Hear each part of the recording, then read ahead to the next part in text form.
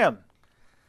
This is a controversial one, but we just happen to have tons of sources reporting that Muhammad used to dress up in his wife's clothes, that he used to at least put on their robes, their dresses. Their dresses, exactly. Now what that means, if he's just laying there in bed or something like this and he wraps up in it or something like that, if you want to believe that, that's fine. Why doesn't he have, I mean, when he's getting all this war booty, why doesn't he have his own robes to wrap up in? But we have Muhammad wearing the robes and dresses of his wives. Yeah, in fact, even the Arabic words that are used in the context make it clear. It's thob and mirt, and in the context, it's clear. It's women's dresses and clothing. That's what mirt means, right? Yeah, green dress. Yeah, exactly. Now, they try to explain away, but the point is, even the context says that it's a woman's thob, a woman's mirt, meaning clothing and garment. Now, interestingly, in Deuteronomy 22:5, if you read the Arabic translation of Deuteronomy 22:5, you actually see the word thob used in reference to the prohibition of a man wearing a woman's thob, clothing. Now let me read the English translation.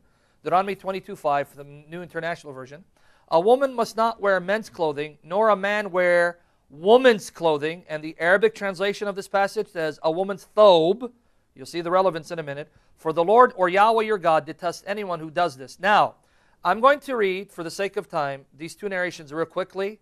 They are translations done by people in English, one by a Muslim and another by an Islamic scholar, both of whom realize that these terms in these contexts inarguably prove that Muhammad was wearing the garment, the clothing of a woman. Now let me read from Aisha Bewley's translation of Sahih Bukhari, number 2442. And you can find Aisha Bewley's English translation of the Quran, of Bukhari online for free. Do Aisha Bewley Bukhari translation. This comes from her particular translation. Now, I'm going to just read this for the sake of time. I was going to read the other one, but our time is fleeting. Let me just read this. It is related from Aisha that the wives of the Messenger of Allah fell into two parties. One party contained Aisha, Hafsa, Safiya, and Sauda, and the other party contained Salama and the rest of the wives of the Messenger of Allah. The Muslims knew of the love of the Messenger of Allah for Aisha. So when any of them had a gift which he wanted to give to the Messenger of Allah, he would delay it until the Messenger of Allah was in Aisha's house. Now the women got angry. They're upset that this was happening only in Aisha's house. So they actually asked Muhammad's daughter to go and complain. Now when she went and complained, notice Muhammad's justification. Now let me read it. I'm trying to skip through this for the sake of time. Notice what he says to the complaint. He said to her, do not injure me regarding Aisha. Don't bother me concerning Aisha and my preferential treatment of her.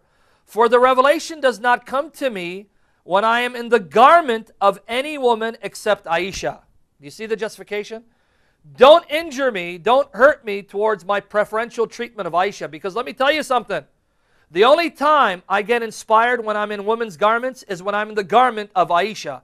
When I'm in the garment of any other woman, it doesn't happen.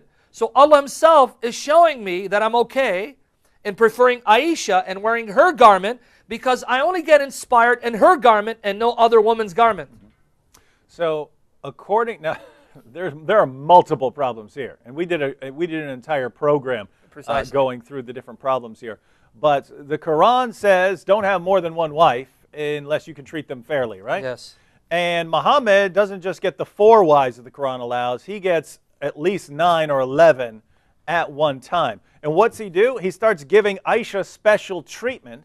And when he's called out on it, right? Muhammad, could you at least honor the Quran, O Prophet, and treat us fairly?